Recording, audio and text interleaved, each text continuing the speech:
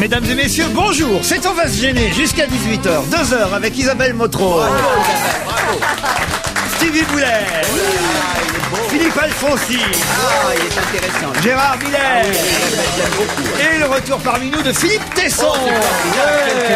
Quel homme. On est content de revoir Philippe Tesson. Oui. Quelle élégance en plus. Voilà, il y a longtemps qu'on n'avait pas eu un homme aussi. Bon, Philippe Alfonsi, ça va. Mais Philippe Alfonsi est élégant physiquement, pas vestimentairement. Vous voyez non, Qu'est-ce que vous dites que je suis mal habillé peut-être? Qu'est-ce que ça veut dire? Non mais enfin, qu'est-ce que c'est Ça que veut dire que je ça? suis pas élégant physiquement? Enfin. Et puis lui, il est Elle a commencé à doubler longtemps en une seule il phrase. s'est enferré dans un truc. j'ai fâché les deux d'un coup. Un double dérapage. Oui, vous êtes fort ce matin. Non, Philippe Tesson est élégant physiquement et vestimentairement. Et intellectuellement. Et intellectuellement, tandis que N'est-ce pas, Gérard Philippe Alfonsi arrive à être élégant malgré un t-shirt tout simple, noir, porté. Ouais. Mais peut-être que le plus élégant d'entre nous aujourd'hui, c'est encore Stevie, il faut le Oui, dire, ça, avec c'est son, vrai. son petit gilet de flanelle, sa chemise blanche. Ah, merci. Je l'ai vu draguer les vieilles dames dans la rue encore Oh, tout à l'heure. non. Ah non, si, c'est formidable, ça. Quel succès vous avez auprès du troisième âge. Ben oui. Comment vous expliquez ça? Mais je sais pas. Il faut me le demander à moi. Ah oui, pourquoi? Bah, parce que je suis dans le troisième âge. Pas une vieille dame. Oui, mais toi, c'est pour d'autres raisons. Et Bon, Isabelle... pas de publicité. Isabelle Motro va bien, elle aussi. Très bien, le vendredi, je vais plutôt très bien. Mais il y a du négligé dans la coiffure. Ah oui, c'est le vrai. jardin, je dois dire. C'est Même en l'absence de Pierre Bénichou. J'en ai profité. Je me suis dit, Pierre Bénichou n'est pas là, lâchons-nous. Ah non, là c'est vraiment du grand n'importe quoi. J'ai rarement vu une coiffure c'est impressionnant. aussi ridicule. On dirait Sailor Moon. Elle s'est pas ratée. C'est qui Sailor Moon? Sailor Moon, c'est un dessin animé au nom de la lune, tu vas me le payer. Alors là, Tu connais pas ça? Pas du Ah bah tout. oui, c'est pas de ta génération. Eh ma ben pauvre. non. C'était dans le club Dorothée, tu regardais plus le club Oh Dorothée, non, toi. non, de toute façon, Bah oui. je n'ai jamais regardé. Avec Club Isabelle Dorothée. Motro, il y a une vieille dame qui vous aime pas Voilà. tellement. Exact, c'est l'exception. Non mais là faut faire quelque chose, Motro, quand même. Moi je vous ai Je sais pas connue qu'est-ce que charmante. je peux faire. Non mais il y a des pinces Il y a rien à partout. faire. Mais j'ai des pinces. Je vais vous dire, même Marianne enlève. Sergent est mieux coiffée que vous. C'est quand même. J'enlève mes pinces, d'accord? C'est mieux? Ah voilà. c'est Oui, mieux. bah voilà. Ah, c'est- Je ne commente pas évidemment le pull-over de Gérard Miller qui reste évidemment fidèle à la tradition, n'est-ce pas? Oui. Mais quoi que je mette, de toute façon, vous le commenterez. Non, mais les pulls, c'est vrai que t'es fort sur le pull. Mais enfin, je vais pas dire que c'est ce pull qui est super, mais peu importe. Comment allez-y. vous expliquez ça, Philippe Tesson, un garçon comme Gérard Miller qui ne cherche pas à faire croire aux gens qu'il est pauvre, hein. On sait quand même qu'il est plutôt riche et alors très riche. Écoutez, j'ai un pull absolument superbe. C'est très Oui, snob. pour aller à la campagne chercher des champignons, mais pour venir à Europe 1, ça ne va pas. C'est très branché. Ça, c'est un pull de C'est chasse. très branché années 50. De chasse! Mais oui, c'est un pull de chasse. Pour aller aux champignons ou pour aller en forêt le matin. chasser comme le de ces chiens. champignon. Mais il est habillé comme un jeune. Il est jeune dans sa tête, Gérard. Dans Voilà. sa tête, voilà. Mais c'est vrai, c'est Oui, pour oui. ça que tu bugs sur plein de petits trucs comme ça, sur les façons. Il est sur- jeune dans sa sur les tête, mais nouvelles pas technologies. au-dessus. Vous avez remarqué? Ah oui, oui, bah oui. Oh, quelques cheveux sont tombés, guère plus. Allez-y, votre première question. Bah tiens, ça va vous faire plaisir cette première question, Gérard Miller, qui a déclaré hier fini le temps de Jack Lang. Eh oui. Ségolène Royal. Non, Emmanueli. non. Hollande. François Hollande, bonne réponse de Philippe Tesson. Et c'est à Blois, ville dirigée il y a quelques années par Jack Lang. Effectivement, François Hollande était venu soutenir le candidat socialiste Marc Gricourt, qu'on connaît mal, et qui affrontera le maire sortant Nicolas Perruchot, qu'on connaît mieux, parce qu'on se souvient de la victoire de Perruchot. Bien sûr. Là-bas, et lui, il représente le nouveau centre. C'est un des partis du centre qui s'est créé ces 12 derniers mois. Un des 18 partis qui s'est créé au centre depuis à peu près la présidentielle. Et Hollande, là-bas, dans le Loir-et-Cher, a déclaré fini le temps de Jack Lang. C'est la réponse du berger à la bergère. Ça fait 9 mois que Lang se prive pas de dire à qui veut l'entendre que le temps de Hollande est fini. Hein. Est-ce que, si on allait un peu plus loin, Philippe Tesson, on peut vous dire que le temps de la gauche est fini? Je ne le peux pousse pas pas. répondre devant Gérard. Hein. Je suis trop délicat. Je suis Oui, trop le temps de la gauche est fini, c'est trop pour ça élégant. que je pense qu'elle fera un très mauvais score au municipal. Le temps de cette gauche, ça ne veut rien dire. Local, ça, c'est Non, pareil. ça ne veut rien dire. Mais non, ça Si la droite non, ça faisait un signifie rien. énorme score au municipal, ça Les- voudrait dire quelque chose. Mais si c'est la Non, gauche, ça ne veut rien. Le succès de dire. la gauche au municipal sera un petit accès de fièvre. Oui, bien sûr. Ah, j'adore ces mecs. C'est vrai, Ça fait des rires. Non mais j'admire remarque chez Philippe Tesson sa constance quand même. C'est-à-dire qu'au moins tout au long de cette brillante carrière, vous serez resté aussi réactionnaire, aussi fidèle à vos convictions Non, d'avance. vous étiez trop jeune pour connaître mes tendances quand j'étais moi-même déjà un homme mûr. Vous étiez de gauche? J'avais une sensibilité certainement plus vive qu'aujourd'hui. Une sensibilité. Parce que je me Faut faisais voir, moi j'ai des photos. parce que je me faisais les illusions de la jeunesse oui. à tous les problèmes auxquels finalement vous êtes resté à toutes les questions auxquelles vous êtes Mais resté fidèle ou Combat pas. était un journal qui n'était ni de gauche ni de droite. C'est ce que je voulais dire. Plutôt Oui, ouvert, j'ai toujours été honnête et objectif, Gérard. Faut En voir, revanche, moi- Philippe, j'ai entendu Philippe dire une chose ici, que je lui rappelle aujourd'hui, quand il nous poussait à voter Sarkozy autour de cette table. Si jamais ce monsieur dérape, je serai le premier à monter sur les barricades. Vous avez dit ça, je m'en souviens. Je suis le premier à avoir dénoncé depuis 2 mois, tout en continuant à dire que je voterai encore pour lui aujourd'hui, à avoir dénoncé depuis 2 ou 3 mois son manque de goût, sa vulgarité, son... Les barricades. Je suis premier à le faire. Ça n'empêche pas. C'est un problème. Ça. Autre chose, c'est un et la problème, politique quand qu'on mène, Oui. et et Non, mais cette justement. politique-là, je continue, moi, à la soutenir. Justement, qu'est-ce que vous Mais il y en pensez a de ce pas de fameux politique. texto et de la plainte déposée par l'Élysée contre le site internet du Nouvel Observateur qui a sorti ce texto qui aurait, d'après l'Obs et d'après Éric Routier qu'on a eu au téléphone hier, qui aurait été envoyé à Cécilia par le président, si tu reviens, j'annule tout à propos du mariage.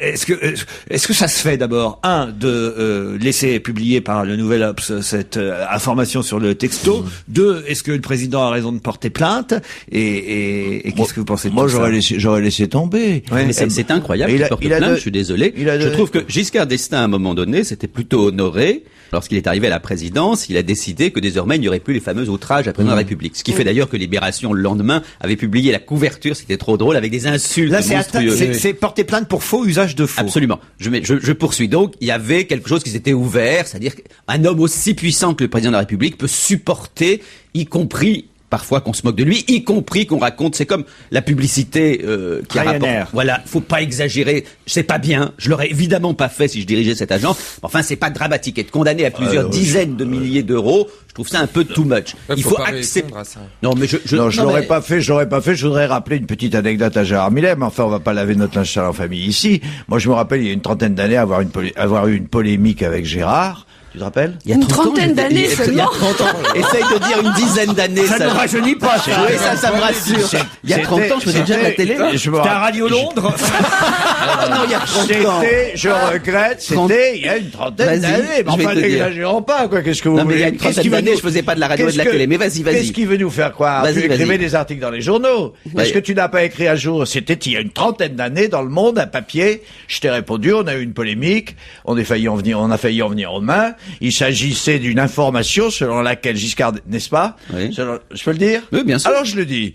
Évidemment. Selon laquelle Giscard d'Estaing était loué ou était propriétaire, je ne me rappelle plus, d'un appartement qui, sous l'occupation, avait été occupé ou avait appartenu à des gens qui avaient collaboré. Et le papier de Miller était un papier indigne, quoi. Il était allé beaucoup trop loin. Pas du tout. Je vais repréciser la vérité. D'abord, c'était il y a 20 ans. Parce que c'était il y a une vingtaine d'années, mais ça ne nous rajeunit quand même pas. C'est obligé d'il y a plus de 20 ans, parce que Giscard nous a... Mais non, mais peu importe, c'était sous Mitterrand. Ah bon, si c'était Et sous c'était Mitterrand. simplement pas, je vais rapporter Excuse-moi, la polémique. Mitterrand, c'était il y a 27 ans. Oui, mais c'était il y a 20 ans l'article. Je vais rappeler pourquoi. Je me rappelle parfaitement. À un moment donné, Giscard d'Estaing, qui n'était donc plus président de la Ah, République, d'accord. avait évoqué l'invasion à propos des immigrés. J'avais dit que ce terme était infâme et j'avais rappelé une anecdote qui est parfaitement exacte et que je maintiens. Et dont je ne lui ai évidemment pas fait grief, c'est que lorsque Giscard d'Estaing était petit. Tu lui en faisais grief. Pas du tout. Écoutez ce que j'ai dit simplement. Que lorsque Giscard d'Estaing était petit, il se trouve que sa famille habitait rue Lauriston, là où effectivement les pires de la Gestapo française torturaient. Et donc, lorsqu'on lit les mémoires de la famille de Giscard d'Estaing, on s'aperçoit que le petit Giscard, malheureusement et évidemment, je ne lui ai jamais fait le reproche, voyait le sang le matin que la concierge était obligée de nettoyer dans l'escalier. Et j'ai dit au président à ce moment-là, comment vous qui avez vu de façon tellement précise et quand vous étiez enfant cette horreur, comment est-ce que vous pouvez utiliser le terme terme d'invasion qu'on utilisait pour les nazis et certainement pas pour les immigrés. C'était quand même limite. Oui, c'est quand c'était même limite. C'est quand même C'était pas parce limite, qu'on a Gérard. habité Pas à du tout. 7 ans une Lauriston qu'on a des tendances. Mais c'est pas du tout les tendances, je disais, c'est d'autres temps. C'est parce que vous avez connu Ouais, ça, c'était vous, pas de de très bon goût, Gérard Miller, quand même. Non, alors là, je me mets du côté de Tesson. Et alors, voyez, moi, je vais vous raconter- Franchement, bon, même c'est- si c'est une histoire vieille de 40 ans, quand même. Et vous savez, Pierre Jox m'a raconté un jour que lorsque justement il était avec Mitterrand dans l'avion, le jour où Le Monde est sorti, il a lu cet article, il est allé le donner à Mitterrand, et Mitterrand l'a lu et lui a dit à Pierre Jox, ça m'a foutu un coup. Mitterrand a vu effectivement que dans cet article, il n'y avait absolument pas une attaque bestiale contre Giscard, mais le fait qu'on ne peut pas dans la politique française utiliser pour désigner des hommes, des femmes qui bien sûr ont parfois fait des choses illégales en venant en France sans papier, on ne peut pas utiliser des termes aussi monstrueux qu'invasion, les désigner comme des envahisseurs quand on a vu ce qu'étaient les nazis, je trouve ça terrible. Je le maintiens, je signe, je persiste, et nous continuons notre polémique. Tiens, bah justement, où est-ce qu'on va parler allemand et italien dans la capitale désormais? Non, à la Tour Eiffel. Où va-t-on entendre parler allemand et italien dans la capitale désormais? Ben, je vais vous dire, partout il y aura des touristes allemands et italiens qui auront envie Dans les de bus, se parler dans le entre eux. métro, dans le métro, Pas dans le métro. dans les gares, ils vont parler Non ils vont plus. en français. Ce sont des appels enregistrés dans ces langues-là. Des Ah, appels. traverser. Comment? Eh ben le poteau, le feu rouge, traverser. Ah oui, walk. on entendra le feu rouge qui pour fera les Schnell, aveugles, Schnell, sur les Schnell. Pour sur les les aveugles Champs-Élysées, italiens. pour les Ça touristes nous rappellera des bons moments. Est-ce que ça sera une mise en garde? Est-ce que ça sera une mise en garde? Non, pas du tout. Est-ce Du que c'est genre, une voix attention, enregistrée? pickpocket. Ce sera des voix enregistrées, effectivement, qui parleront allemand et italien. Bah, Qui dans les actuellement parle aéroports. français. Maintenant, on les entendra à la demande, évidemment, parler italien ou allemand, et ce sera effectivement à destination des touristes. Dans les guichets au cinéma. automatiques. Non. Il y aura 1200 endroits dans Paris où on entendra parler allemand. Les Il y a Vélib. des toilettes. Les Vélib. Bonne réponse de Gérard Miller. Ah, il suffit de me dire 1200, moi je sais tout de suite combien il y a de Effectivement, bornes. les instructions pour souscrire un abonnement et les informations données par les écrans pourront être affichées en allemand et en italien à partir du mois d'avril pour aider nos amis touristes italiens et allemands à utiliser Et pas en anglais. le Vélibage. Peut-être qu'en anglais ça Ça doit existe déjà. exister, peut-être. Voilà. C'est sympathique ça, c'est vrai. Très bien. Très sympa. C'est une bonne mesure de la Noël. la Vélib. Excellente Ouais. mesure de Delanoë. Parce que vous êtes pro Vélib, vous, Philippe Tesson. Hein. Il est surtout pro de la Noé. Non. Au début, j'étais contre. J'ai fait campagne. J'ai pas eu de succès. Non, je trouve ça marrant. Pourquoi pas Oui. Oui, pourquoi pas. Je suis contre les couloirs de bus, c'est tout. Oui, bien sûr. Pourquoi Contre les couloirs de bus Bah parce que vas-y, ça. Parce qu'il prend pas le bus. Je sais pas comment les prendre. Parce que Delanoë a prévenu qu'il ferait souffrir les automobilistes. Non, il n'a jamais dit ça. Bah, c'est bien ce qui est en train de se passer. Enfin, moi je préfère Delanoë aussi. Ah bah alors, si... Non, écoutez, Stevie, c'est tout terrible. fout le camp. Tout fout le camp. Mais c'est peut-être pas pour les mêmes raisons. Voilà. Bon, dites, on pourrait quitter la politique un peu. Bon, tiens, voilà, pour ça, je vais vous emmener aux États-Unis. Ce sera pas plus mal, puisque c'est un Allemand, tiens encore, Thomas Dolt, et une Australienne, Suzanne Walsham, qui ont remporté cette course incroyable. Lui, en 10 minutes et 8 secondes. Elle, en 12 minutes et 44 secondes, battant même de 28 secondes la performance de l'année dernière. De quelle course s'agit-il? Course de sac de patates. Non. Mais est-ce que c'est une vraie course homologuée Ah oui, la preuve, c'est que chaque année, elle a lieu, et que là, on a le nom des vainqueurs. Course de marche à l'envers. Non, Comment ça non. se fait Non, mais est-ce que c'est une course, genre la course des garçons c'est- de café, c'est-à-dire des courses qui sont C'est pas du vraiment... sport ou bien c'est du sport ou c'est du folklore? Voilà. Croyez-moi, c'est sportif. Oui, mais- c'est un peu folklorique aussi. Voilà. Ça s'est passé à New York. Est-ce on a besoin de quelque chose? C'est-à-dire que c'est un instrument, un objet? Non, on a besoin de soi. À cloche-pied? Non, non, non. Bah, course de marche à pied. C'est peut-être le lieu. Sur Central Park. Non, Ça se passe du tout. Sur un pont? Sur un pont non plus. C'est sur dans quelque chose, dans un pièce, un En grand plein air truc. Sur glace. Ce n'est pas en plein air. C'est souterrain? Sauf à la fin. C'est C'est pour monter, sur le métro, c'est dans pour le métro monter les escaliers d'une des tours de Ah, New pour le York. l'Empire State Building. Non. Voilà, l'escalade de l'Empire yes. State Building par Voilà. les marches, les 86 Voilà. étages du On a mythique été bons tous les On a deux. été gratte-ciel de New York. Et je trouve ça incroyable. Ah 10 ouais. minutes et 8 secondes Mince seulement alors. pour monter les marches, les 86 étages de l'Empire State On doit Building. être un peu C'est essoufflé. fatal pour le cœur. ce truc. Bonne réponse d'Isabelle Motro et Philippe Alfonsi. Moi, je veux bien le faire, mais alors uniquement au World Trade Center. Parce que- Même les 2 tours à la fois. Hein. Oui, c'est ça. 86 étages, non quand même là il faut le faire. Je sais pas si vous voyez en un 10 peu. minutes. Ouais. En 10 minutes. La dame, elle a mis un peu plus longtemps que le monsieur. Elle a mis 12 minutes et 44 secondes. Bah oui, avec des talons aiguilles, c'est pas facile. Non, il faut, franchement, il faut avoir du courage. C'est une belle course. Oh, je vous montre pas la photo suivante que j'ai devant les yeux parce qu'évidemment, ce serait vous donner la réponse de ce qui s'est passé à Komin. Komin, c'est en Croatie. Et ils étaient 533 à se réunir. Il y a une photo sur une double page dans le magazine que j'ai devant les yeux. Ça s'est passé lundi 4 février dernier. Qu'est-ce que ces 533 personnes avaient en commun pour se réunir sur une photo? Elles étaient nues? Non. Déguisé en quelque chose? Oui, bravo. C'est un rassemblement genre pour une série américaine, genre Non. Star Trek. Non, pour un anniversaire. De Star Wars? Non. D'un film? 533 personnes habillées de la même façon sur cette place croate à Komin. C'était lundi 4 février. C'est un record. En Ugly Betty? En quoi? Ugly Betty. Ugly Betty. Mais que des tons. C'est une série de. C'est une série. Ah, avec une oh bah non, petite, 500 Harry Potter? 533 boudins, on en a déjà vu ensemble. Hein. C'est vrai. C'était déguisé en Harry Potter? Non, pas en Harry Potter. En un personnage de fiction. on est oui, d'accord. tout à fait. C'est assez Superman? rigolo, je vous montrerai En les photos Shrek. après. Pas Superman, mais Batman. de loin presque, on aurait pu croire. Des Schtroumpfs? Des Schtroumpfs. Bonne réponse de Stevie Boulet. Regardez. 533 Schtroumpfs réunis sur une place croate Ah, c'est dingue. drôle. pour le 50e anniversaire des Schtroumpfs. C'est Et il y mignon. avait le grand Schtroumpf? Ah bah je sais pas s'il y avait ils sont grand tous Schtroumpf. grands, oui. Mais, Non, là, il y a que les petits schtroumpfs. Il y a pas le schtroumpf Est-ce qu'il y a la noir. Schtroumpfette? mais c'est vrai que s'il n'y avait pas Il y a le des bonnet, schtroumpfettes. C'est mignon. s'il n'y avait pas le Il y a bonnet, des Schtroumpfettes. on pourrait croire que c'est Superman finalement parce que Et il y a plein d'enfants dans les bras de leurs parents, eux aussi déguisés en schtroumpf. C'est assez mignon. si on avait la chanson, on pourrait schtroumpfer cette chanson. Formidable que vous n'avez pas schtroumpfé Gérard Miller et qu'on pourrait schtroumpfer ensemble. La chanson des schtroumpfs. Ben oui, vous la connaissez ou pas? Bien sûr. Moi je la connais. Philippe Tesson. Je le connais, mais je serais incapable de la... Un petit schtroumpf, schtroumpf, schtroumpf, deux petits schtroumpfs, schtroumpf, schtroumpf, trois petits schtroumpfs, quatre petits schtroumpfs, cinq petits schtroumpfs, schtroumpf, schtroumpf, six petits schtroumpfs. Je sens qu'on va s'enlacer. Oui, je crois que je vais pas aller jusqu'à 533. Le record croate ne sera pas battu aujourd'hui.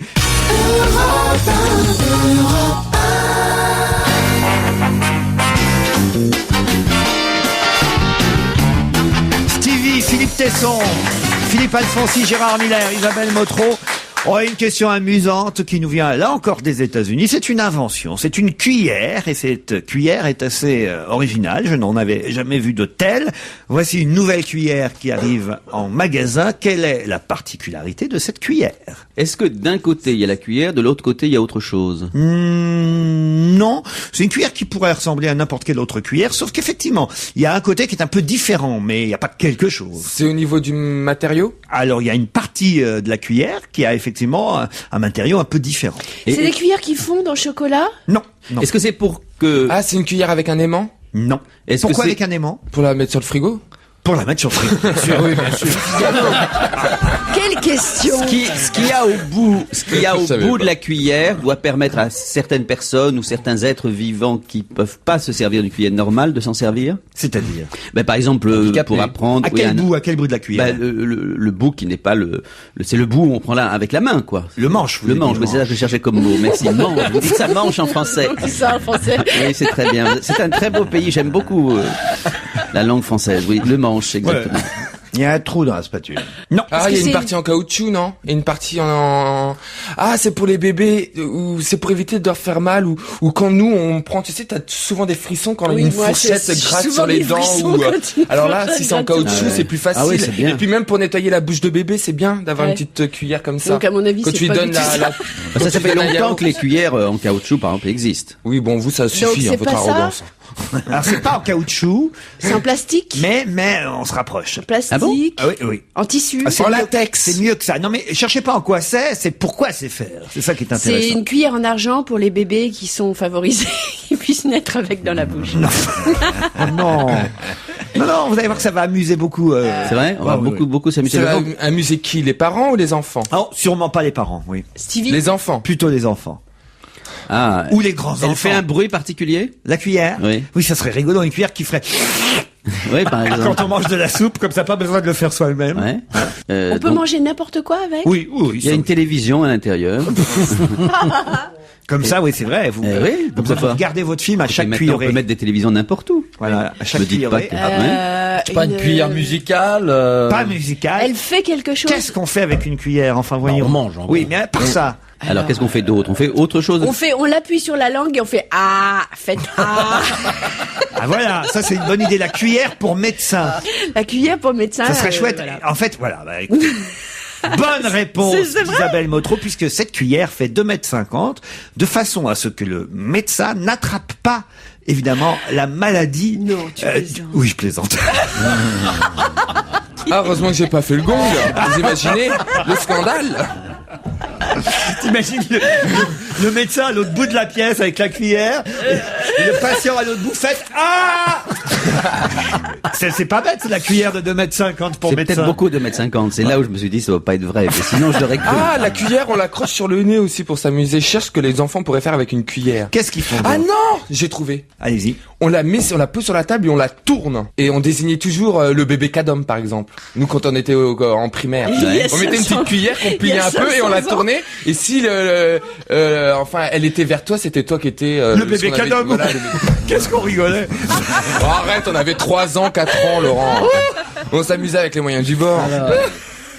Alors attends, qu'est-ce qu'on Qu'elle peut a faire cette cuillère, bon sang. Non, mais c'est pourtant évident. À la cantine, écoutez, je vais vous aider. On fait du bruit Ah, avec. elle fait On lancier. tape. C'est la cuillère catapulte. Bonne réponse de Stevie Boulet. Le Ah, mais manche- oui, évidemment. Le manche est flexible de façon à ce que vous puissiez envoyer ce que vous voulez à la table d'en face, vous voyez. Une fronde. La cuillère catapulte, la foot spoon fight en fait, ça s'appelle.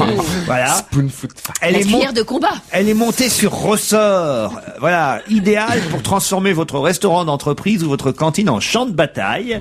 Idéal pour jouer avec la nourriture. Ça va être bien, ça, dans les cantines. oui. Ça, alors là. Je pense pas que les écoles vont s'en équiper. On va enfiler à Non, mais les Arcelor, oui. ça va faire Ils vont plaisir ramener aux la coups. leur. Mais évidemment, les élèves pourront ramener leur petite Oui, cuillère. mais oui, bien Qu'est-ce qu'il y a, sûr. Gérard Non, Non, Sabaté non, non, mais je me dis, finalement, il y a quand même, je ne sais pas, plusieurs milliers d'informations chaque jour qu'on pourrait commenter.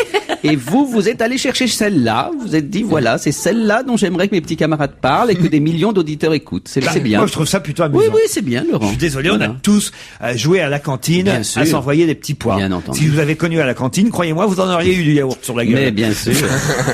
Mais bien sûr. Non, mais c'est votre choix, je le respecte. Philippe Tesson, vous trouvez ça amusant, vous? Ah bah oui, bah, de toute façon, ouais, c'est dans le style, quoi. hein. Philippe Tesson ne voit pas ce que c'est qu'une cantine. Qu'est-ce que... non, mais...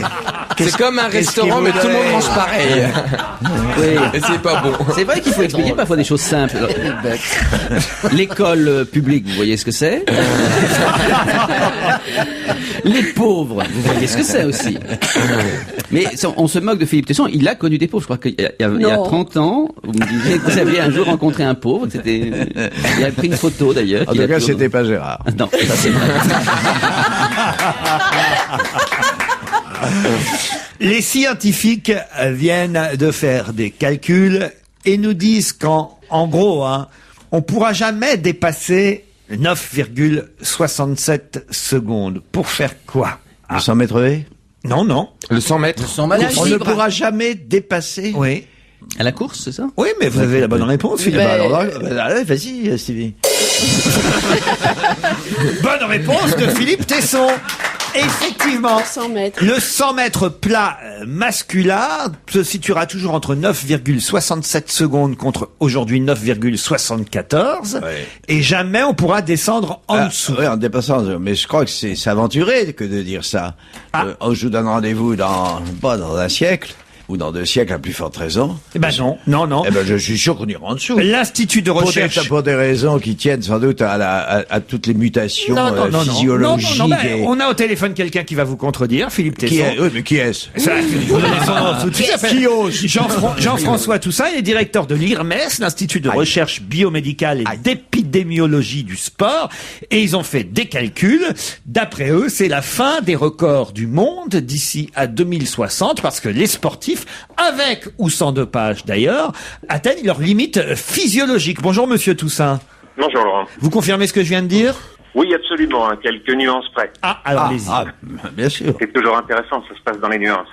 Alors, les principales, c'est que effectivement, l'ensemble de ces calculs des professeurs Nimbus de l'IRMES se sont attachés à regarder l'ensemble des records du monde. Donc, on a tout pris, on a tout mouliné, on a regardé un petit peu et on s'est rendu compte que on avait cette tendance à avoir la progression des records du monde de régresser, en fait. Donc, on voit des limites qui apparaissent de façon très claire sur l'ensemble des épreuves olympiques quantifiées, c'est-à-dire toutes celles qui sont marquées par un record du monde. Ce que vous voulez dire, c'est que déjà, ces 10 ou ces 20 dernières années, il y a moins de records du monde que précédemment. Voilà, et la meilleure illustration, c'est comparer les championnats du monde d'athlétisme de Tokyo, où plus d'une dizaine ont été battus, à ceux en 91, c'était la grande époque de Mitchell qui bat enfin le saut en longueur, le record du monde de Bob Beamon, c'est celle de Carl Lewis, c'est celle d'un grand nombre de très grands athlètes, et on compare avec les championnats du monde d'Osaka l'été dernier, 0 record. 0 record. Peut-être qu'ils n'étaient pas en forme ce jour-là. Oui, c'est peut-être des fainéants. Ils n'étaient pas en forme, c'est qu'on arrive au bout. Les sportifs de haut niveau ont beau être des athlètes extraordinaires, ils n'en sont pas moins hommes et femmes, et nous avons tous nos limites, et c'est celles-là qui sont en train d'apparaître petit à petit. Même avec le dopage. Alors, le dopage, bien entendu, sur ces années-là, comme vous vous en doutez, a été particulièrement prégnant, ce qui fait que les limites pourraient peut-être même encore être plus proches que celles que l'on a calculées.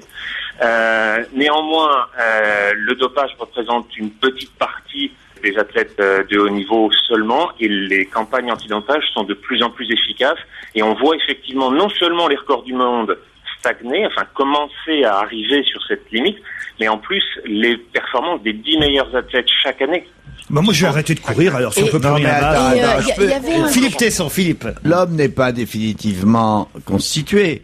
La preuve, c'est que si on tourne les regards vers le passé, on se rend compte que depuis, je ne sais pas, 2000, 5000 ans, enfin bref, par rapport à la chaîne historique, les performances se sont améliorées, et non seulement les performances, mais tout ce qui constitue l'homme, c'est-à-dire la taille, la force musculaire, sans compter les progrès qui font que les performances cardiaques, par exemple, ont évolué. Il n'y a pas de raison qu'elles se soient définitivement arrêtées aujourd'hui. L'homme de demain ne sera pas, dans sa constitution, ne sera pas comparable à celui d'aujourd'hui. On laisse répondre monsieur. Vous avez raison, Philippe. Vous avez raison sur un point seulement, c'est que tout cela a en fait considérablement évolué depuis seulement 200 ans. Et c'est après la révolution agricole du 18e et la révolution industrielle du 19e qu'on voit ces changements majeurs, en particulier sur la taille que vous signalez, en particulier sur l'espérance de vie, où on voit des choses qui se font sur une très très brève période. Notre génome, notre génétique, elle n'a pas changé depuis des dizaines de milliers d'années. Et on avait nos capacités physiques, et je peux vous dire que pour courir derrière le mammouth, il fallait avoir des capacités équivalentes à celles des marathoniens. C'est intéressant ce que vous dites. Mais on Isabelle. a vu récemment une polémique autour d'un coureur qui était handicapé et qui avait une partie des jambes qui était donc complète, enfin une prothèse, sorte de deux prothèse de machine, hein.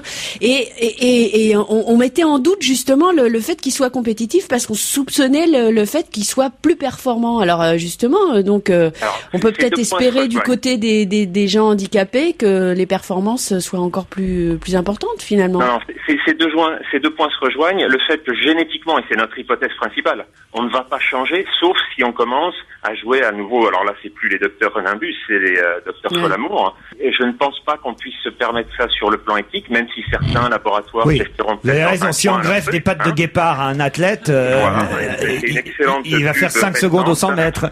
Jean-Claude Perrin, qui est entraîneur et qui a obtenu beaucoup de records en athlétisme avec quelques sportifs, lui, il vous répond dans la presse de cette semaine. Il dit les possibilités humaines sont insondables.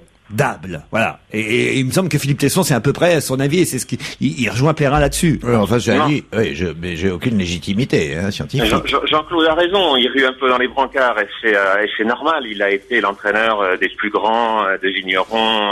Il a fait surélever cette courbe du saut à la perche. Néanmoins, quand on la regarde actuellement, on voit que depuis Bubka, il n'y a pas eu de nouveaux scores. Et puis derrière, à nouveau, l'ensemble des 10 meilleurs performeurs chaque année s'est stabilisé depuis 15 ans, c'est-à-dire depuis la grande époque de Sergueï Bubka.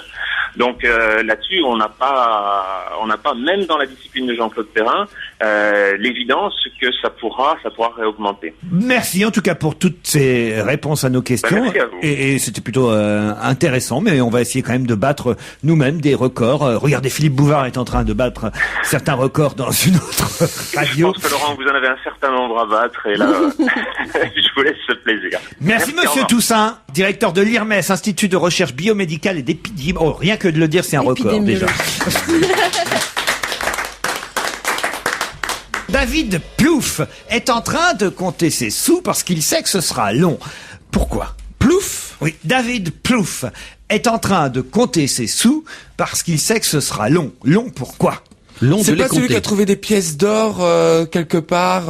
Non. Non. Long. C'est qu'est-ce un qui sera Américain. long? David Plouffe, oui.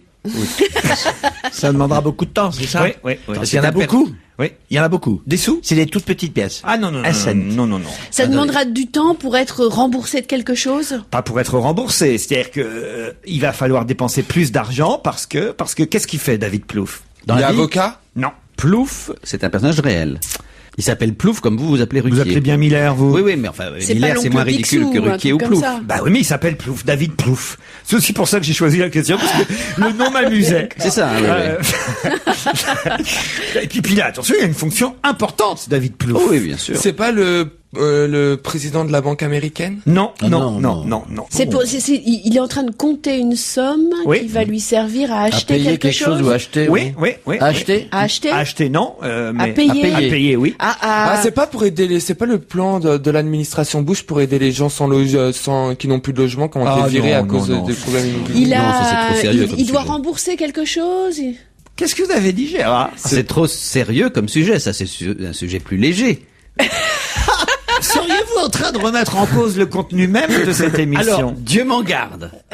Dieu m'en garde. Mais je veux dire, Et c'est vrai que dans cette émission, nous passons des schtroumpfs réunis par par exemple. centaines en Croatie à la cuillère qui vous permet d'envoyer Oui. des petits pois dans la Je vous gueule de votre remercie de voisin. me faire Mais remarquer. à des sujets parfois plus sérieux et Plus des sérieux. sujets de fond, comme Absolument. par exemple celui abordé grâce À au Monsieur nom de Plouffe. Monsieur David Plouffe. Car le sujet est grave. Et vous serez grave. Non, mais important et sérieux. très bien, Laurent. Donc, est-ce qu'il a une dette? International. Et vous allez avoir le nez dans votre caca, Gérard Miller, quand vous aurez la réponse à cette question. Très bien. Alors, est-ce qu'il s'agit d'une dette? va voler haut. Est-ce qu'il s'agit d'une dette? Non, pas d'une dette. C'est trop. Alors vraiment, je suis surpris que vous trouviez pas la réponse. Une C'est- quête. C'est tout ça. En quelque sorte, c'est une quête. Ah, c'était pas le directeur de campagne de Giuliani? Il doit compter les sous maintenant pour savoir. Ah, voilà un petit garçon intelligent, Stevie. Alors, allez-y. Ah non, attendez, c'est ça pour- se sait pas, ça. C'est pour Obama. Obama a recueilli Oui, infiniment plus d'argent que 50 prévu. Il doit Presque- compter l'argent de la campagne électorale David d'un candidat. Plouffe, d'Obama. David Plouffe est le directeur de campagne de Barack Obama. Obama, Bonne ouais. réponse de Stevie. Oh non, Gérard. Et ça va quand même être plus long que prévu parce que effectivement, il n'y a pas vraiment c'est un un candidat suspense. qui se détache. Alors là, Laurent, Ouais. je vous fais toutes mes excuses. Ouais. Parce que c'est un élément très important de la campagne américaine, c'est que Madame Clinton a été obligée, elle, de prendre 5 millions de dollars dans ses propres deniers, qu'elle a effectivement très important, alors que Obama, au contraire, recueille, paraît-il hier, en une seule journée, quelque chose comme 1 million de dollars. Il arrive à je ne sais combien de millions en quelques semaines, quelques mois. Donc c'est vrai que c'est tout à fait important de voir finalement que les caisses d'Obama sont encore pleines, alors que celles de Clinton sont plutôt vides. En tout cas, chaque candidat côté démocrate possède les moyens financiers de mener ce combat onéreux qui va les pousser normalement jusqu'au mois de juin, jusqu'à ce que les derniers États votent, Philippe Et Alfonsi. s'ils font le ticket tous les deux, alors ils vont être très riches pour la campagne contre les Républicains. Alors c'est Ah parfait. ben voilà. Ah, ça Ben peut-être. voilà. Vous y croyez à ce ticket Ah, moi, je Obama? crois, oui, absolument. Ah oui? Ah oui, oui. Ça, je crois qu'ils vont faire un ticket. Je crois qu'ils sont Ça, S'ils le ça font, dépend c'est dans d'un- quel c'est- sens. c'est d'un Hein génie. Ah, voilà, ça, Si. le sens, c'est autre Le chose. On sens, sait pas encore. Mais je crois que dans les deux sens, ça marche. Mais c'est-à-dire qu'Obama acceptera évidemment d'être le vice-président Oui. de Clinton. Est-ce que Madame Clinton Voilà, c'est accepterait? exactement ce problème. Mais je trouve qu'elle aurait intérêt à Mais accepter. bien Il n'y a sûr aucune qu'elle offense acceptera. à perdre C'est dans idiot. un Ah, débat bah, démocratique. je la vois Gérard, pas. je suis obligé de vous interrompre parce qu'on peut pas rester aussi longtemps sur un sujet léger. Mais ça, je dois dire que Philippe votre critique de la conception même de l'émission, que vous m'aviez dit de dire en disant si tu peux placer le fait qu'il n'y a que des questions quand même assez bas de gamme, ça je dois dire que vous me lâchez en plus là. Voilà le vrai visage de Gérard est enfin révélé. Sur quel dossier l'accusé a-t-il déclaré que ce dossier était comme un cake dans lequel le mauvais fruit confit remontait à défaut de descendre? C'est un dossier important. Oui. Ouais. C'est en France? C'est en France. La Société Générale? Je trouve que c'est une jolie formule quand même. Ouais, hein. ouais, ouais. Sur quel dossier l'accusé a-t-il déclaré que c'était un dossier comme un cake dans lequel le mauvais fruit confit remontait à défaut de descendre? Bon, on voit que c'est déjà un accusé qui a un petit peu de lettres. Donc Bravo. Ça ne peut pas être Moi, Vous êtes accusé de quoi, vous, Stevie? oh, de rien. Non, il a surtout des connaissances en matière de C'est- pâtisserie. quoi. c'est quelqu'un de Pourquoi connu? ça doit remonter. Ça C'est doit Jean-Pierre descendre. Coff qui a été mis en examen. Ça doit descendre. Est-ce que c'est quelqu'un de connu? J'avais Ça pas doit ça non plus. remonter, quoi. Ça doit remonter le fruit confit. J'espère doit quand même pas que c'est pas remonter. l'affaire C'est politique. des hormones de croissance. Non, pas du tout. Et c'est l'affaire Botton, Moi, là. ça me fait rire. Enfin, ça me fait rire. C'est affreux, l'histoire des hormones de croissance. Mais le fait, ça, je trouve que le hasard c'est marrant, Oui. la vie, quand même. Le fait qu'il y ait 7 accusés pour les hormones de croissance, c'est quand même, ça vous fait penser aux 7 nains, forcément, vous voyez. Je veux dire, vous avez l'impression que vous avez dans le box des accusés à Tchoum, Simplet, non? Moi, ce qui me frappe surtout, c'est l'âge des accusés. Vous avez vu leur Ah âge? oui, forcément. On voit ce que c'est qu'à l'entrée de la justice. Il y en a plein qui ont plus de 80 ans, quand même. Scandaleux. Bon, en tout cas, là, Est-ce que c'est un accusé connu, donc? Oui, Est-ce que c'est un accusé C'est pas connu. l'affaire Botton. Non, c'est un accusé connu qui, a mis en examen, en tout cas connu, qui, je dois dire, a des lettres, ça c'est vrai. Un artiste? Au point de parler d'un cake dans lequel le mauvais fruit confit remonte à défaut de descendre. Mais Un qu'est-ce qu'il y a eu comme artiste affaire Un artiste, pas du judiciaire tout. Ces temps-ci. Un politique? Un politique. Alors mince, alors, Oh, qu'est-ce qu'il y a eu? Roland Dumas.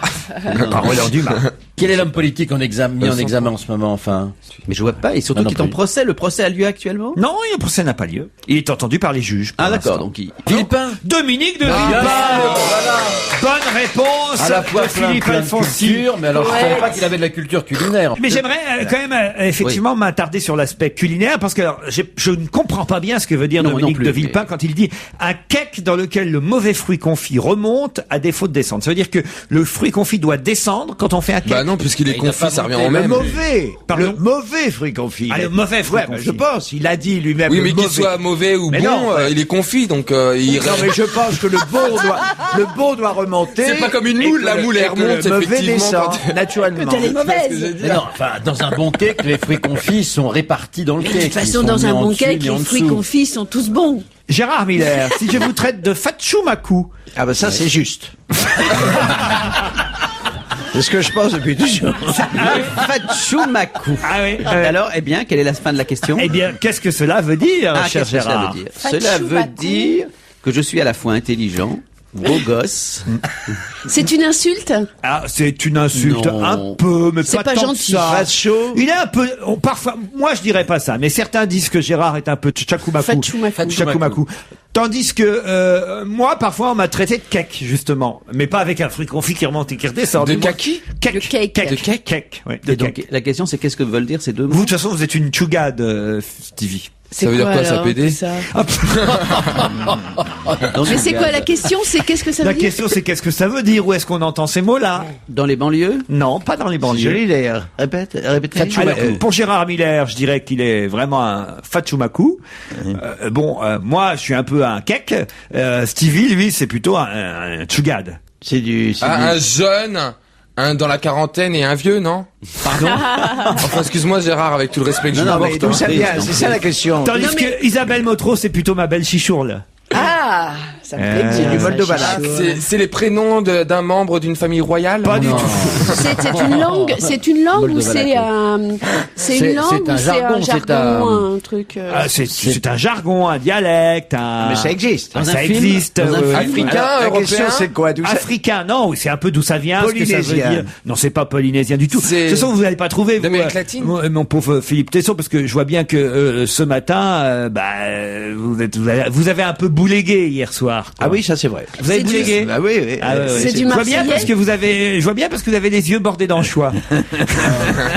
C'est du Marseillais? C'est du Marseillais. Ah. Bonne réponse d'Isabelle Montand. Bah c'est pas ça la réponse. Allez, t'as ça Bah mal, c'est pas quoi. ça la Ça veut réponse. dire Il a quoi, dit qu'est-ce que alors ça veut dire Machu J'ai dit Picchu. c'est du Marseillais. Bah, vous avez compris quand même. Après, ce que ça veut dire exactement, on va le demander à Michel Ficetola, professeur d'italien, auteur et éditeur de La Tchatch de Marseille. Alors c'est aux éditions Écrit Plus. Bonjour Monsieur Ficetola. Bonjour Laurent. Je n'ai pas commis d'erreur dans la prononciation déjà. Pas du tout, je vous en remercie. Fatchoumakou, ça veut dire, et j'ai traité Gérard Miller de Fatchoumakou, ça veut dire quoi exactement? Ben, c'est un frimeur, donc Ah bah ça vient voilà. du corse.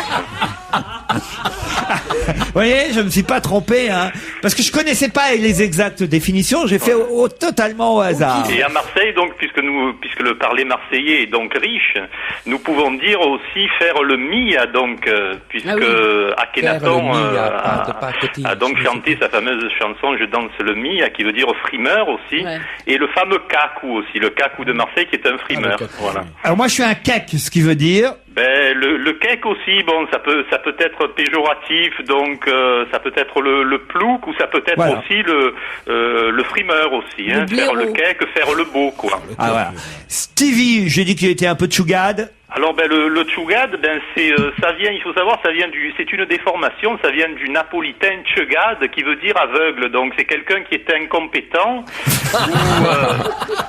ou alors par extension de sens aussi un bouffon. Voilà, quoi. moi j'étais au sens bouffon que je l'avais pris, vous voyez. Tout à fait. Quant à Isabelle Motro, Alors gentiment à Isabelle, je lui ai tout de même dit quelque chose, je crois, de plutôt agréable. Ma belle chichourle. Eh ben les chichourles, ce sont les jujubes en réalité. Ah bon. Voilà, c'est quelque chose qui se déguste savoureusement. Ah, dis C'est donc. chouette ça alors. Chichou. Voilà. Bon, et boulégué, alors boulégué. Ben bouléguer, c'est bouger. Donc au sens premier, c'est bouger, bouléguer, et ensuite, la fête. par extension de sens, ça peut être aussi faire la fête et se dynamiser. Enfin, c'est positif. Ce Voilà. sont des expressions quotidiennes à Marseille. Oui, tout à fait, puisque nous avons ce langage et cette langue, puisque donc Akhenaton, que ce soit Akhenaton donc du groupe Ayam, ou bien les quartiers nord, ou des groupes comme Moussuté, les Jouvens, donc écrivent toujours en marseillais. C'est vraiment une langue vivante, tout à fait. Quand on s'est empégué la veille au soir, ça veut dire Ben qu'on s'est saoulé. qu'on s'est saoulé. Et il y a une nuance, puisque empéguer, donc quand on dit qu'on s'est fait empéguer, c'est qu'on a reçu une contravention. Il y a tout un dictionnaire comme ça, français-marseillais. Oui, tout à fait. Donc il y a pratiquement, on peut estimer en vérité à 1000 vocables typiquement marseillais. Une galine. Une galine, c'est une poule. Et quand on dit donc que la logique a été inversée, on dit la galine est montée sur le coq. Ah oui. Ah. C'est une jolie expression. Et d'ailleurs, bon, c'est vrai que bon, on réduit souvent le parler marseillais à une langue vulgaire, ce qui est faux puisque c'est une langue tout à fait imagée et poétique. Et pour preuve, par exemple, pour dire le colibri à Marseille, nous disons le bec-fleur. Pour dire le cactus, nous disons la patte du diable. Pour dire le tonnerre, nous disons le tambour de Dieu. C'est vrai. Donc voilà, il y a le côté aussi C'est vrai que c'est vulgaire. beaucoup plus joli même que les mots parfois. Par exemple, si je dis que récemment la France a été atteinte de cagarelle, bah c'est plus agréable à entendre à la radio que si c'était le véritable mot de départ. Tout à fait, puisque cagarelle vient donc du provençal et du napolitain, ce qui signifie diarrhée. Voilà. Voilà. Donc c'est vrai que c'est plus Caguer, joli, oui. tout à fait. Voilà. Nous avons quand même comme ça plusieurs mots donc qui viennent donc du verbe caga, donc du provençal caguer, ce qui veut dire déféquer.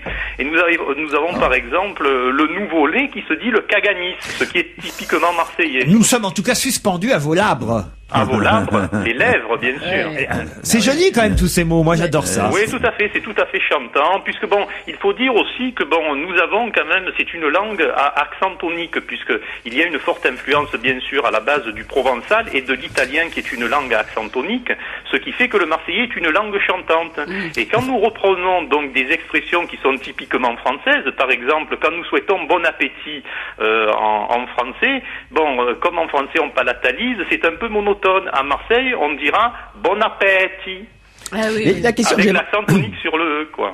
La question que j'aimerais vous poser, c'est la suivante. C'est qu'on sait bien qu'au cours des derniers siècles, les Jacobins, disons ça, ou les parlers français ont eu quand même comme désir absolu d'éradiquer toutes les langues qui ne correspondaient pas à la langue centralisée. Tout à fait. On se rappelle interdit de cracher par terre et de parler breton. Est-ce que le Marseillais a échappé un tant soit peu à cette éradication centralisatrice?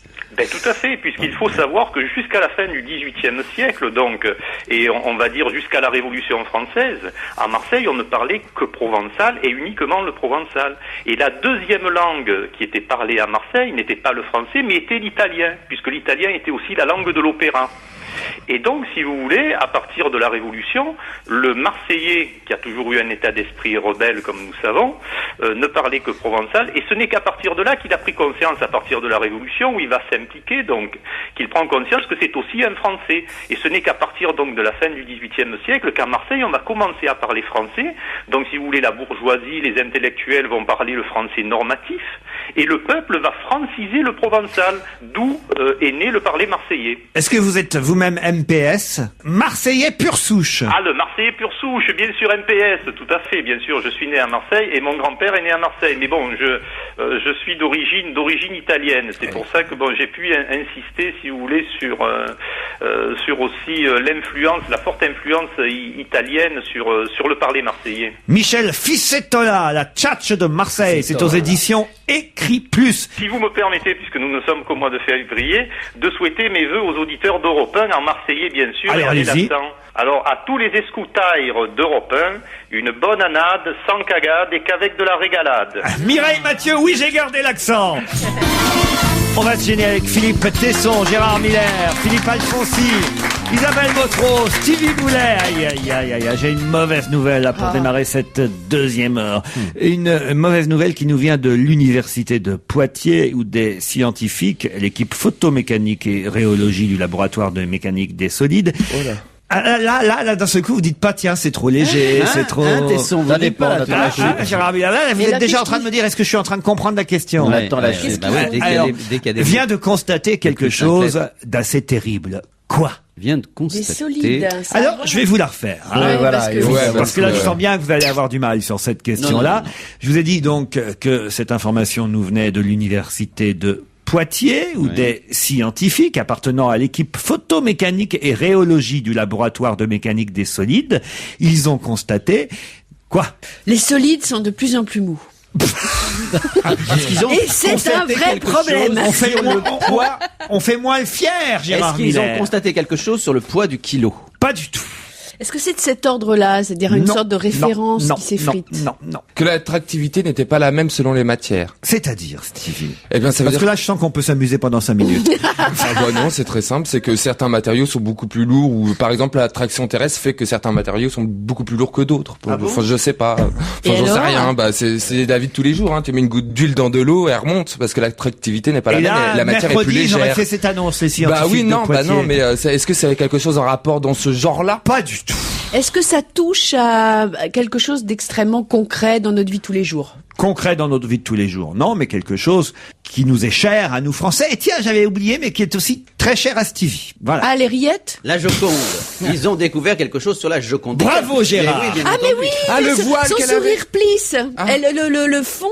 Le fond sur lequel elle est peinte. Oui. Ah mais c'était plisse- du bois, c'était plisse. du peuplier, il me semble. Voilà, bravo. La Joconde qui a été Et- peinte et ça s'est en humidifié. 1505, je crois. En fait, le peuplier Ça est un s'est peuplier, humidifié. C'est en un peu- quelque sorte. Voilà. c'est un peuplier, c'est ça? Oui, puisqu'il y a une courbure Voilà, importante ça de plisse. 12 mm de forte Voilà. contrainte en flexion qui pourrait conduire à une fissure. Oui. C'est ce que les scientifiques ont révélé mercredi depuis Poitiers, scientifiques de l'équipe photomécanique et rhéologie. Je sais pas ce que ça veut dire rhéologie. R-H-E-O-L-O-G-I-E, rhéologie. Laboratoire de mécanique des solides. Ils ont étudié la peinture de Léonard de Vinci et se sont aperçus qu'il y avait cette courbure importante qui fait que peut-être la Joconde va se fissurer. Mais c'est normal après tout. Parce que Elle est vieille. enfin, si c'est peint sur du peuplier, je crois qu'elle, Joconde, si je ne me trompe pas, je crois qu'elle a plus de 500 ans. Donc au bout d'un moment, un bout de bois, Ouais. au bout de 500 ans, à moins de la protéger, Bah oui, mais enfin, s'il avait fait ça sur un baobab aussi. mais non. T'as rien. Bonne réponse de Stevie et Gérard Miller. Ah voilà, et d'Isabelle Motro aussi. Vous allez la voir, vous, de temps en temps, la Joconde. J'allais vous appeler Léonard de Vinci, dites Philippe Tesson. Très franchement... Oui, très franchement. Ce qui nous importe, c'est que ce soit très franc. Vous voyez, donc très franchement. La vérité, il y a un certain temps que j'ai pas vu, ça c'est vrai. Je pense important maintenant de rendre hommage une deuxième fois à Laurent Ruquier. C'était une excellente question culturelle, et donc je vais vous expliquer ce que c'est que la rhéologie, puisque vous avez posé la question, j'ai remarqué que personne ne le dit. La rhéologie, c'est l'étude de la déformation des matériaux. Et de l'écoulement de la matière. Voilà. Sous l'effet d'une contrainte appliquée. Voilà. Vous venez de regarder sur votre iPhone. J'aimerais autant qu'on croie ma culture. Ma culture générale, le public cherche à voir si j'ai un iPhone. Alors que moi, je pensais que c'était la science des C'est pas raies. ça la culture. Le terme est emprunté à l'expression d'Héraclite d'Éphèse, Pantaré, tout s'écroule, d'où la rhéologie. Voilà. La rhéologie, c'est l'étude de ce qui s'écroule. Je suis d'ailleurs en train de regarder, c'est de la rhéologie, Gérard. Oui. Et vous disiez quoi, la rhéologie, c'est quoi? La science des raies. Non, enfin, franchement. Philippe Tesson, je vous ai pas entendu, vous, sur l'affaire de la Société Générale. Ça vous a amusé, les aventures du trader Jérôme Kerviel? Je trouve ça fantastique. Ah oui? Fantastique. Je suis ça tous les jours. Je lis tout ce qui concerne cette affaire-là. Magnifique comme histoire. Alors vous allez écouter avec intérêt Philippe Alfonsi. Parce que je trouve formidable, quoi, qu'un seul mec, enfin seul, mais couvert sans doute par d'autres, arrive à comme ça déstabiliser à ce point-là, à faire s'écrouler. C'est l'écroulement qui vous dit. C'est la rhéologie de la Société Générale. S'écrouler une institution de cette heure, je trouve ça fabuleux, quoi. Justement, j'ai demandé à Philippe Alfonsi de s'intéresser au cas Kerviel. C'est un mutant. Appelons-le Jérôme. C'est un vrai mutant. C'est ce petit breton là de Pont-l'Abbé qui devient le héros un héros mondial, hein, sur Internet. C'est incroyable. Tout le monde s'intéresse à ce personnage. C'est un mutant, c'est un garçon qui était un petit gros, qui faisait du judo gentiment dans son village breton là-bas, et puis qui tout d'un coup il se prend la tête de notre ami Tom Cruise. Il devient raide, il devient maigre, il devient mordant, il devient agressif comme ça. Bon, très intelligent parce que vous avez vu là, il gère formidablement bien son affaire. Tout à fait. Il a même pris un conseiller en communication absolument également mondialement connu. Enfin bon, c'est incroyable ce type qui tient tête quand même à une immense banque et à son président Bouton. C'est vrai que c'est assez comique quand même quelque part. Si on vous avait fait une comparaison idiote, on pourrait dire, par exemple, vous prenez la société Total, elle a perdu, 5 millions d'euros, et tout d'un coup, elle déclare que c'est un pompiste de Romorantin qui est lui tout seul responsable de cette perte, etc. Bon, c'est vrai que ça fait un peu rigoler, sauf que le mutant dont je vous parle a en effet, après avoir fait des études relativement, universitaires, il n'est pas passé par les grandes écoles, tout d'un coup, ce type se transforme, à la fois physiquement, mentalement, moralement aussi, parce qu'il entre dans la salle de cette une salle absolument close où sont les traders, et face à 2 ou 3 écrans avec ses téléphones, et là il est branché sur le monde et il devient un manipulateur de chiffres totalement abstrait. Il le dit lui-même, il l'a expliqué aux juges qui l'ont entendu, ça devient totalement abstrait. Mais il est totalement pénétré par cette idéologie qu'elle a derrière aussi. Ce garçon a été sur une liste UMP en Bretagne. C'est un libéral convaincu et avéré. Mais il représente cette nouvelle forme de l'économie, c'est-à-dire justement l'économie virtuelle qui se sert, qui pompe l'économie réelle, qui pompe l'économie de la production, et c'est uniquement sur les échanges financiers, sur les coups de bourse. Bon, il représente vraiment sans doute cette espèce d'extrême pointe du capitalisme qui est en train de s'autodétruire en ce moment.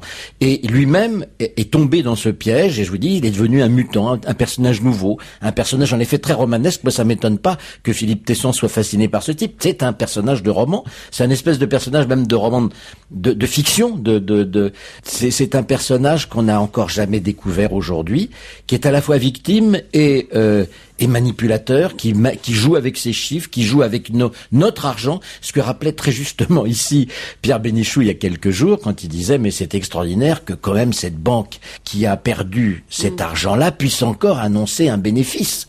Et où est-ce qu'elle prend cet argent? Bien sûr sur les marchés, comme ça, en faisant des coups de poker avec ce jeune trader, mais aussi surtout chez ses clients. à qui elle ponctionne tous les jours. Et Pierre rappelait cette merveilleuse phrase de notre ami Coluche en disant, bien évidemment, les pauvres sont moins riches que les riches, mais ils sont beaucoup plus nombreux. Et c'est vrai qu'à force de leur piquer leur fric, et ben voilà, ça permet à des gens comme ça, des espèces de mutants, de jouer avec notre argent, de jouer de façon totalement artificielle.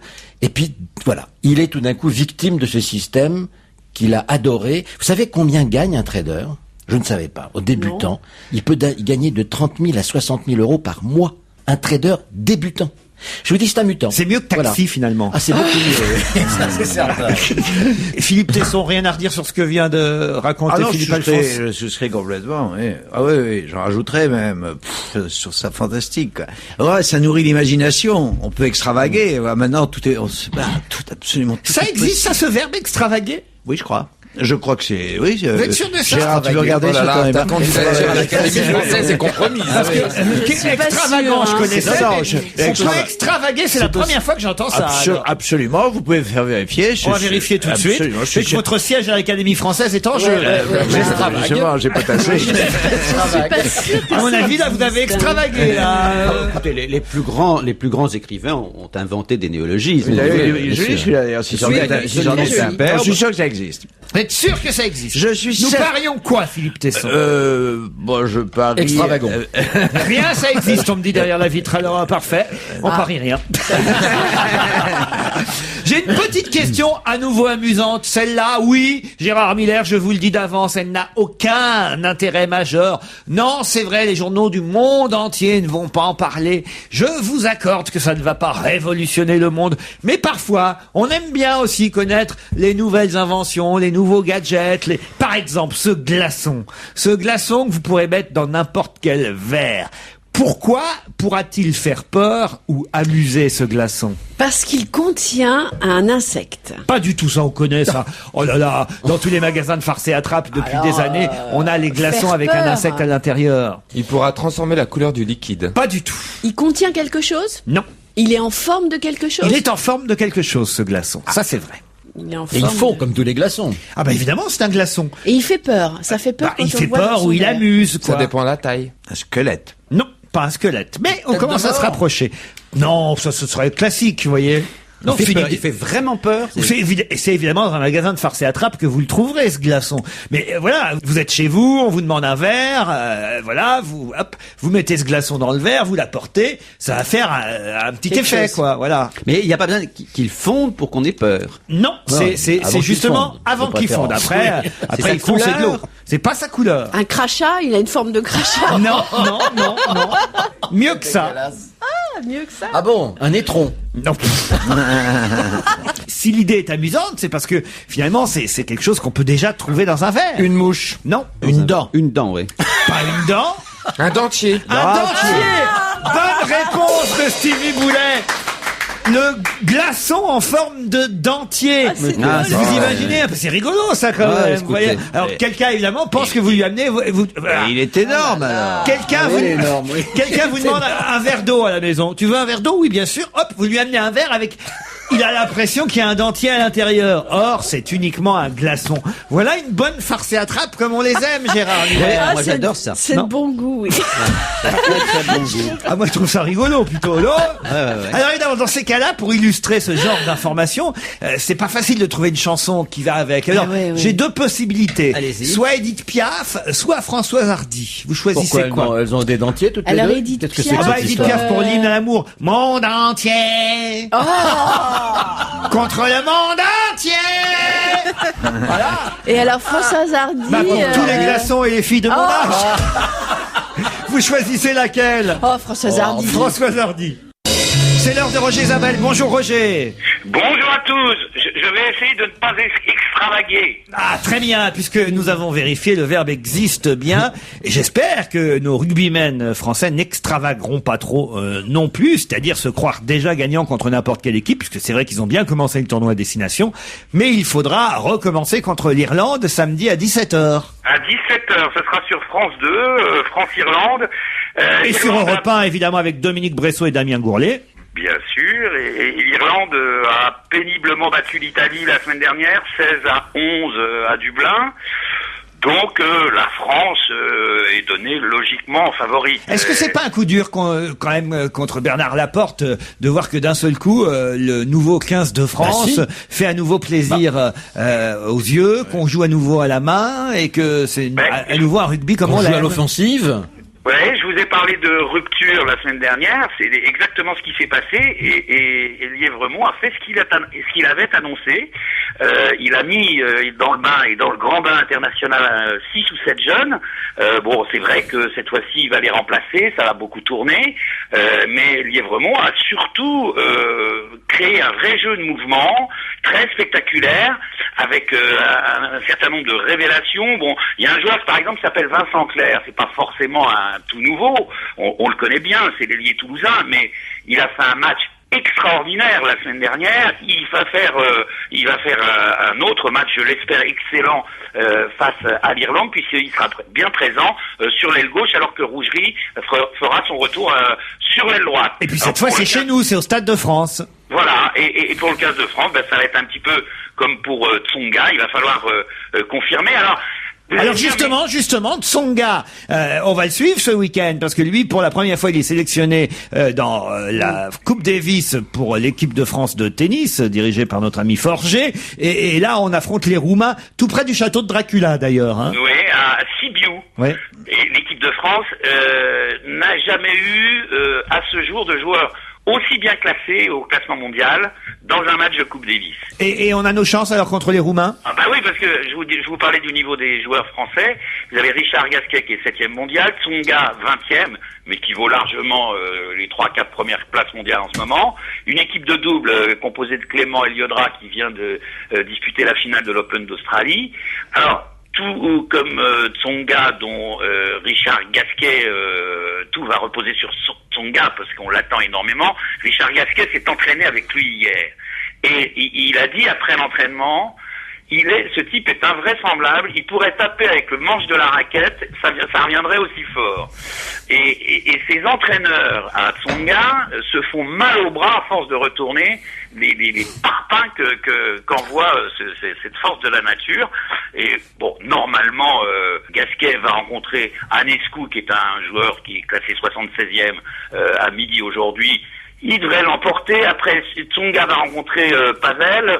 Bon, attention quand même, la Coupe Davis, c'est pas comme un tournoi, c'est pas pareil. C'est tout le week-end en tout cas sur France 2 et Sport Plus et sur Europe 1, suivi en fil rouge par Jean-Charles Banoun depuis donc la Roumanie. Vous voulez que je vous parle de quoi maintenant, de football un petit peu? Allez, un petit peu avec, on n'en parle pas assez chez nous, avec quand même la finale de la Coupe africaine des Nations, Cameroun-Égypte. Ouais, alors on en parle beaucoup sur Eurosport qui a diffusé tous les matchs et la finale sera diffusée dimanche. Cameroun-Égypte.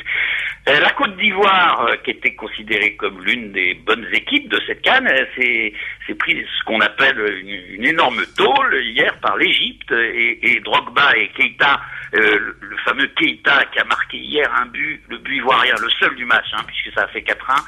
C'était un missile, je vous demande il va être diffusé probablement dans les émissions spécialisées, mais un missile incroyable. Eh bien, ces deux-là disputeront pas la finale. Et puis Cameroun est passé face au Ghana 1-0.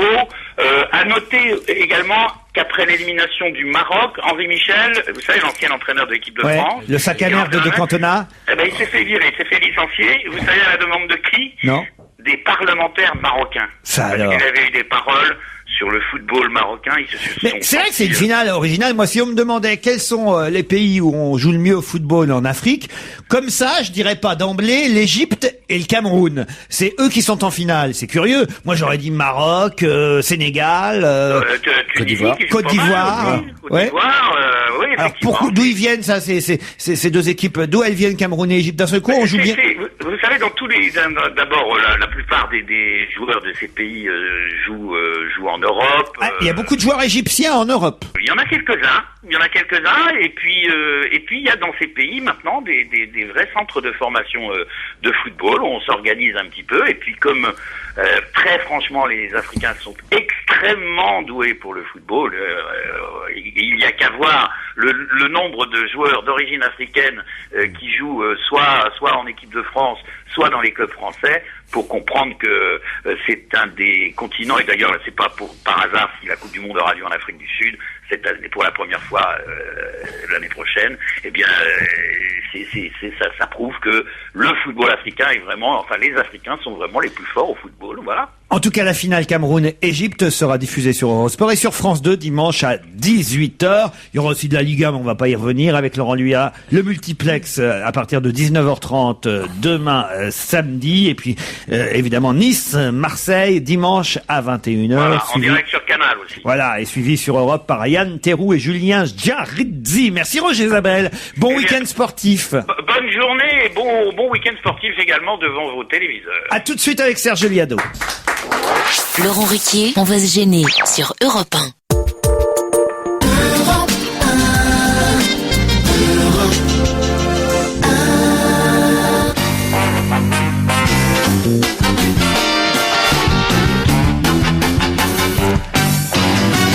Bonjour Serge, les chansons tabous comme chaque vendredi. Le sujet est un peu moins tabou que les sujets précédents que vous avez évoqués dans cette émission. Je pense par exemple à la censure politique, je pense par exemple aux amours interdites, je pense à quoi d'autre on a eu. Aux coups et blessures sur les femmes. Aux coups et blessures sur les femmes, c'est vrai que c'était assez étonnant. Là, c'est l'hygiène et les odeurs corporelles. Bon, c'est vraiment tabou ça dans les chansons ? Justement, la nuance elle est là, c'est que les chansons, elles, ne sont pas tabous, mais le sujet, il l'est. Il l'est parce que j'ai découvert ça sur un forum. J'aime bien quand je fais des recherches, savoir qu'est-ce qui préoccupe les gens. Et il y a une maman qui dit, ma gamine collégienne me parle d'une camarade de classe qui pue depuis le début de l'année, et il n'y a pas d'autre mot, elle est sale, elle a les cheveux crades, et on n'ose pas lui en parler. Et elle en vient à cette constatation, pourquoi est-ce qu'il est si facile de dire à quelqu'un qu'il est mal fringué, qu'il est con, que sa coupe de cheveux est une vraie sculpture, qu'il est moche, gros, grand, maigre, alors que c'est si difficile de parler d'odeur corporelle. C'est vrai. Voilà. Alors je me suis dit que peut-être la chanson qui est quand même en principe le reflet de notre société, elle doit évoquer quand même certainement ce sujet qui est scabreux, et peut-être elle contribue à éduquer les masses populaires. Alors, qui c'est qui va s'y coller ? J'ai trouvé quelques âmes de bonne volonté. On est toujours à la limite du bon goût, vous allez voir, mais sans jamais y tomber. Et parfois, on atteint même des sommets poétiques.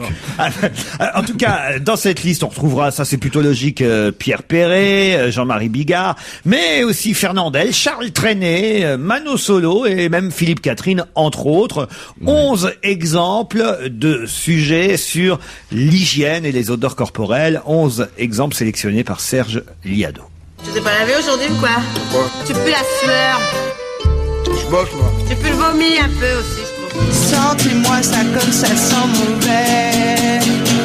Qui parmi vous ne se lave jamais? Lève les bras et mets du nafta.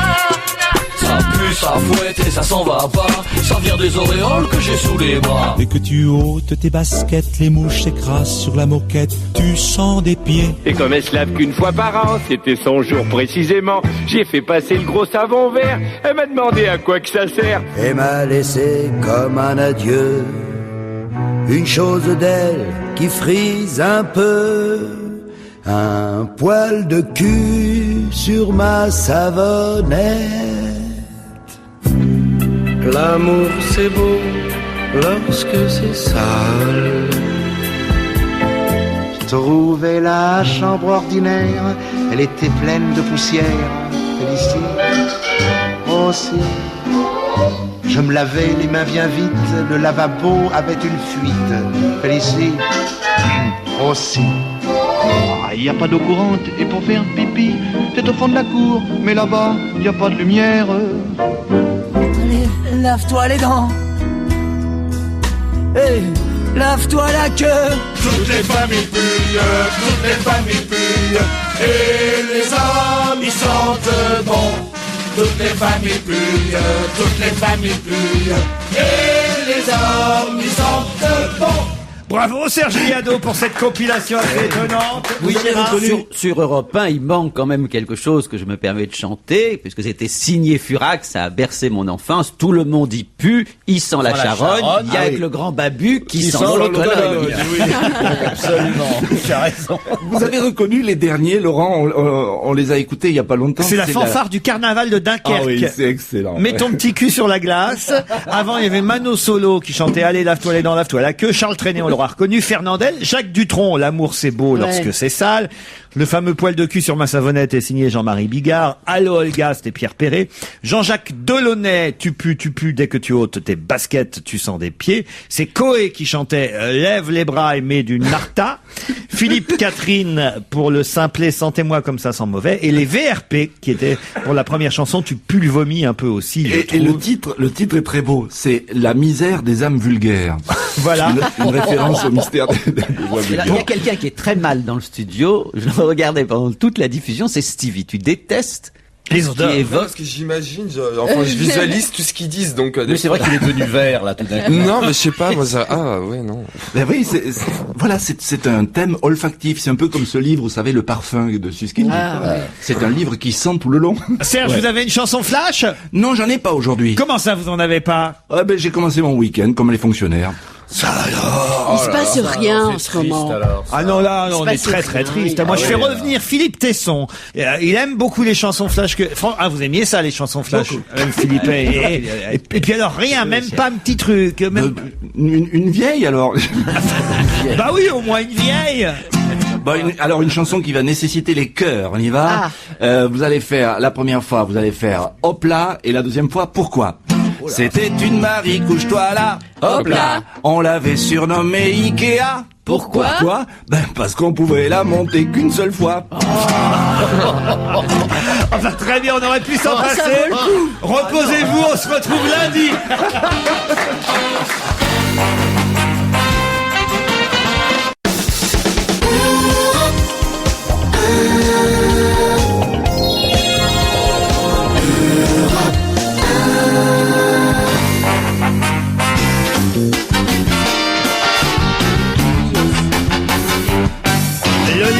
De la semaine, l'incroyable histoire de Mademoiselle Paradis, un roman signé Michel Halberstadt, paru chez Albin Michel, Philippe Tesson, Gérard Miller, Stevie, Isabelle Motro et Philippe Alfonsi. Je vais vous demander ce que vous en avez pensé. J'ai envie d'abord de demander à Stevie de nous faire le pitch, comme il sait si bien le faire, un petit résumé de l'incroyable histoire de Mademoiselle Paradis, donc signé Michel Halberstadt. On parle de cette Mademoiselle Paradis qui s'appelle Maria Theresia et qui est la fille du secrétaire de l'empereur et de l'impératrice d'Autriche, qui est issue d'un milieu aisé, etc. Bon, ça c'est fait pour vous plaire au départ.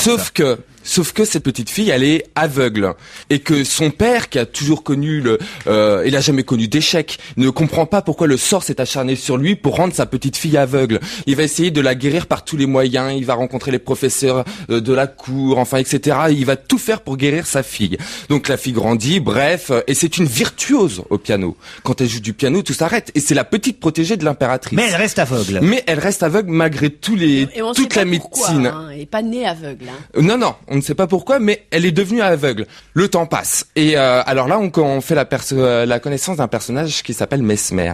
Et Mesmer, lui, c'est un homme très érudit, qui est un homme de droit, qui a étudié la médecine, mais qui est dans une position au niveau de la médecine qui est plutôt marginale. Voilà, une médecine marginale. Donc il touche, c'est du magnétisme en fin de compte. Et il va essayer de convaincre le père de Maria Teresa de la soigner. Donc elle va aller chez lui dans sa propriété, une propriété magnifique au bord du Danube, etc. Magnifique, tout est beau.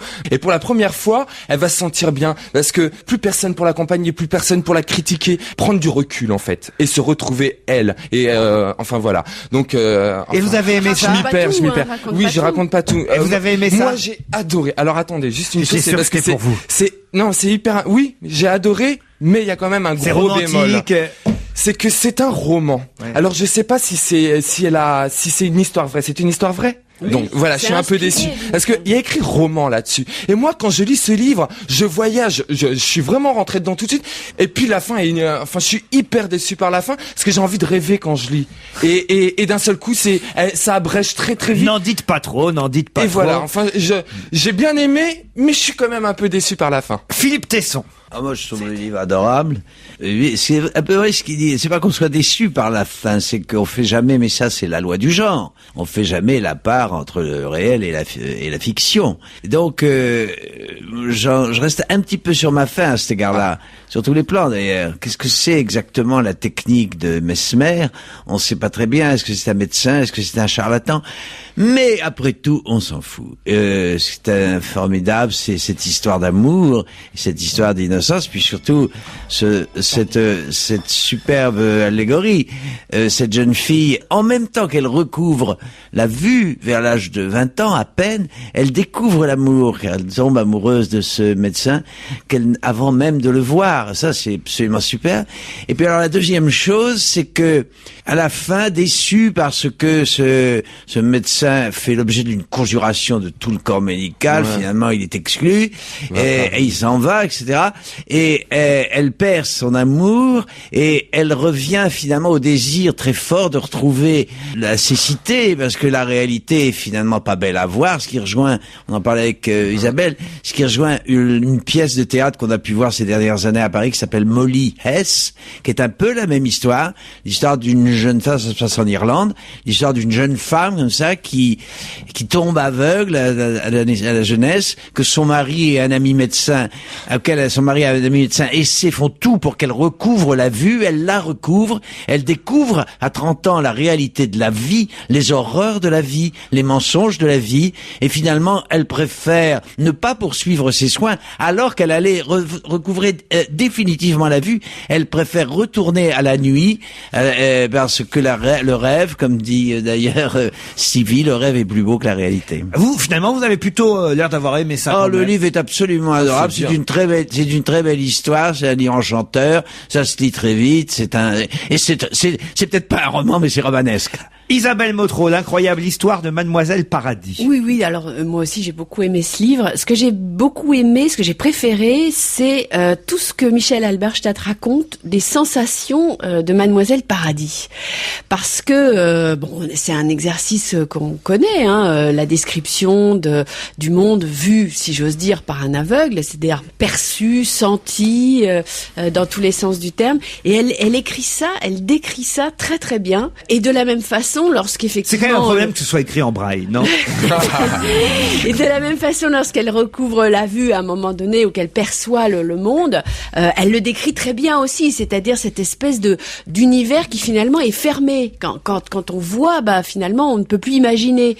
Et au fond, c'est peut-être un peu ce que décrit Stevie, c'est-à-dire que au fond, en tant que lecteur, on est un peu, on est un peu comme ça, c'est-à-dire qu'on a envie d'imaginer des choses, et puis on nous impose une fin qui est effectivement un peu fermé. Philippe Alfonsi, est-ce que vous, l'histoire de Maria Theresia von Paradis vous a passionné? Oui, absolument. Je trouve l'écriture de Michel Halberstadt formidable. Ouais. Vraiment, je trouve qu'elle écrit remarquablement bien, elle, comme disait très justement Isabelle, elle décrit magnifiquement les sensations. C'est un livre on voit ce livre d'aveugle. C'est extraordinaire. On sent avec elle, et aussi le réveil à l'amour de Mademoiselle Paradis est magnifiquement décrit. Je crois que vraiment, c'est un très très beau livre. C'est un livre... Alors moi, je n'ai pas du tout été déçu par le fait que ça soit une histoire vraie, parce que je connaissais cette histoire. Je connaissais aussi le personnage de Mesmer, qui est un personnage romanesque, très romanesque, et qui est venu exercer à Paris juste dans les années avant la Révolution. Je trouvais au contraire qu'il y avait une espèce de formidable liberté d'écriture pour décrire une histoire historique et réelle, vraie.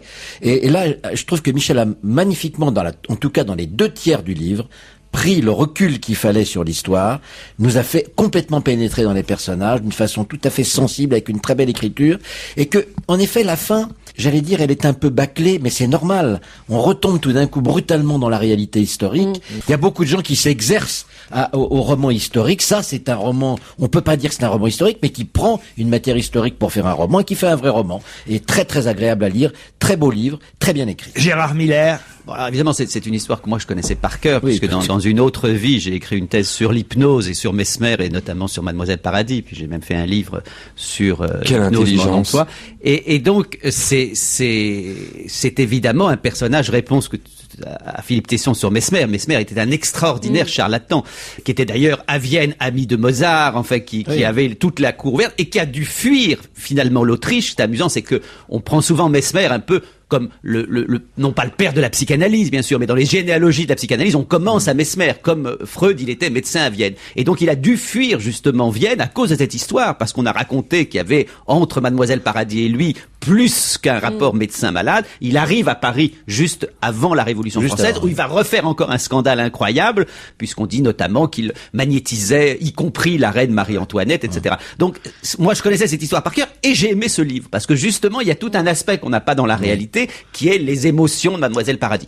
Dans la réalité, on ne sait pas très bien, est-ce que c'était une grande hystérique qui n'était pas vraiment aveugle, est-ce qu'il l'a soi-disant guérie, parce qu'on raconte beaucoup qu'il la manipulait tellement elle donnait le sentiment qu'elle avait été guérie, mais peu importe, la fin ne pouvait pas être autrement. On peut pas parler de Mesmer dans un roman sans évoquer le fait qu'il rate évidemment son coup, qu'il fuit ensuite Vienne. Donc c'est très réussi, c'est un curieux roman parce que c'est pas du roman historique, même si c'est entièrement fondé sur une histoire passionnante.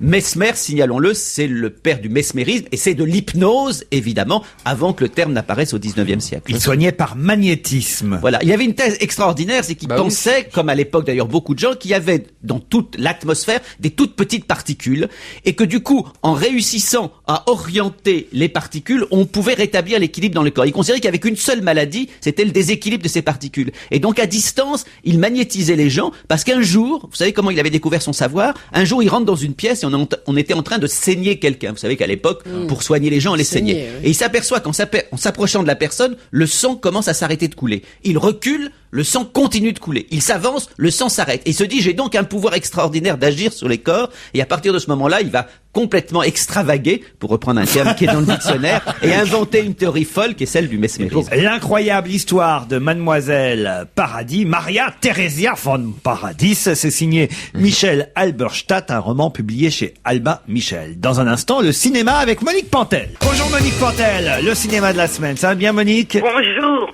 je suis si contente que je pourrais m'envoler. Ah, pourquoi Cette semaine, il y a un film formidable. En plus, il est français et en surplus, c'est un film européen. Les liens du sang. Ah, c'est formidable. J'étais sûr que c'était celui-là, le film de Jacques Maillot avec Guillaume Canet et François Cluzet. Je l'ai vu au premier degré, m'insérer l'une contre l'autre pour me donner le courage de voir Guillaume Canet martyrisé par son horrible frère, François Cluzet, qui sort de prison.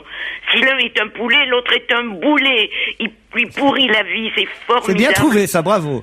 Mais c'est formidable, c'est un film formidable. À la fin, j'en pouvais tellement plus que j'ai crié dans la salle. Ils vont me renvoyer. Moi, je l'ai vu aussi, ce film, et vraiment, je trouve que c'est un excellent film, aussi passionnant, bien réalisé, bien joué, enfin bon, voilà quoi. Il fait des bons choix, il faut dire aussi Canet, hein, il y a rien à faire. Hein. Il est drôlement intelligent. Hein. Isabelle Motro. Oui, moi j'ai trouvé ça bouleversant ce film. Ce que j'ai le plus aimé dans ce film, c'est l'analyse justement des liens du sang, c'est-à-dire les relations entre ces deux frères et leur père, qui sont absolument bouleversantes en fait, et qui ne constituent pas le principal du film, puisque la principale intrigue du film, c'est comment est-ce qu'ils vont s'en sortir.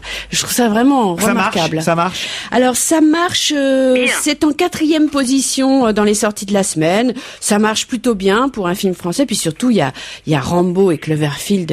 Alors justement, grosse sortie. Donc, attaquons Rambo, si j'ose dire. Comment va votre Sylvester Stallone, chère Monique?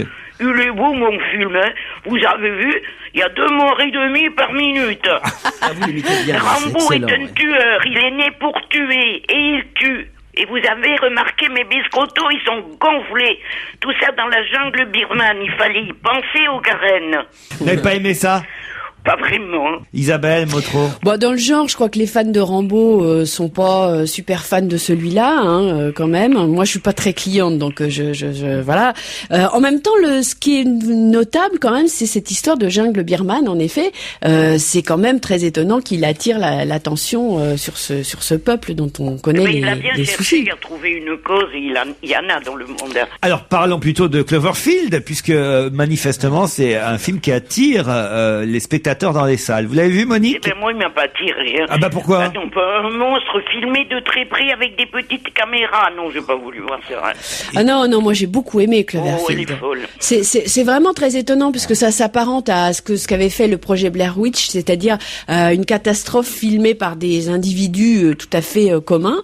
Et moi j'ai aimé la forme parce que effectivement c'est filmé avec une petite caméra et malgré tout, contrairement à ce qu'on dit, je trouve que ça remue pas trop et que justement c'est remarquablement fait parce que à la fois ça a l'air amateur et en même temps ça l'est pas, ça dure quand même 1h30 ou 2 heures, 1h03. Et puis je trouve que on s'identifie vraiment bien aux personnages qui sont surpris par le monstre en l'occurrence, qui est quand même un monstre curieux parce qu'on sait pas exactement ce que c'est.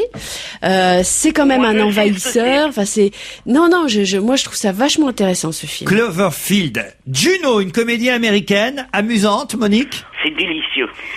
C'est la petite fille enceinte qu'on voit sur toutes les affiches. Elle a 16 ans, c'est une jeune fille quand même. Petite fille quand même. C'est super, c'est culotté, c'est marrant, insolite et insolent comme l'héroïne Juno, qui se trouve enceinte à 16 ans après un débat tâtonnant avec son copain de classe. Et Juno est génialement jouée par Hélène Page. Je crois qu'elle est bien partie pour un Oscar. Elle ne fait rien comme les autres pour notre plus grand plaisir. Cette comédie est aussi drôle que courte. Elle dure 1h31, c'est un régal. D'accord, Isabelle Motro. C'est vraiment formidable. Très réussi, Juno. Vraiment très réussi, ça marche plutôt bien. Ça se soigne, une comédie française, celle-là, avec Thierry Lhermitte, Julie Ferrier, Michel Vuillermoz, Isabelle Gélinas, entre autres. Eh ben moi, depuis toujours, depuis les premiers bronzés, le tournage, j'aime Thierry Lhermitte. Alors j'aime aussi ce film sur un sujet casse-gueule, aussi casse-gueule que la dépression nerveuse, la vraie, celle qui rend fou et détruit l'entourage. C'est pas marrant, mais c'est humain, moi j'ai bien aimé. Bon, bah alors, très bien. Je trouve qu'il joue bien Thierry. Bon, vous Isabelle? Bon, moi j'ai pas très bien aimé, mais j'aime bien Thierry Lhermitte, donc... voilà. Bravo. La fabrique des sentiments, avec Jacques Bonafé, Elsa Zilberstein et Bruno Puzzulu. Ah, c'est très bien. Au début du film, une belle jeune femme alors seule... là... Attends, Elsa Silberstein cherche à se caser et tombe malade. Moi, je suis tombée endormie. À la fin, quand je me suis réveillée, elle était guérie et entourée d'enfants. Le sommeil a du bon. Ah oui, d'accord. C'est très bien pour dormir, alors. Ah, c'est génial. Oui, ben voilà, pas mieux. Bon, alors on l'oublie celui-là, mais j'ai encore un autre film. PS, I Love You. C'est Concon la riflette. Ouais. Jerry est Molly, joliment joué par la jolie Larry Swank. Hélas, Jerry meurt brusquement. Mais quand même avant, il avait trouvé le moyen de lui écrire des lettres. On se demande pourquoi, mais enfin, pour que la veuve se remette de sa mort. On n'y a pas cru du tout, c'est d'après un best-seller, et alors, c'est rasoir. Un film germano-autrichien, Les Faussaires. Oui, c'est encore une histoire vraie. Dans l'Allemagne, mais c'est vrai, puis c'est très étrange comme histoire. Dans l'Allemagne nazie, un faussaire de génie et juif est arrêté par la Gestapo et on lui demande de fabriquer des faux billets, histoire de ruiner, tenez-vous bien, l'économie américaine et anglaise. J'ai reconnu en Sally un acteur de Rex, une série ringarde de l'après-midi. Rex ? À part ça, il y a rien à dire. Oui, non, vous ne conseillez pas. Non, c'est mou. On retiendra avant tout, si j'ai bien compris, le film français Les Liens du Sang avec Guillaume Canet et François Cluzet. La comédie américaine Juno avec cette gamine de 16 ans enceinte et qui fait rire. Cloverfield pour ceux qui aiment l'épouvante, la science-fiction, l'horreur, les monstres. C'est conseillé en tout cas par Isabelle Motro. Et pourquoi pas Ça se soigne en deuxième comédie après Juno quand même si c'est une comédie française. Ça vous va ça comme résumé? Bravo Laurent, je vais vous augmenter. Je vous souhaite un bon week-end Monique Pantel. Et merci. à vous aussi. Au revoir. Et bon week-end à tous. On se retrouve lundi à 16h.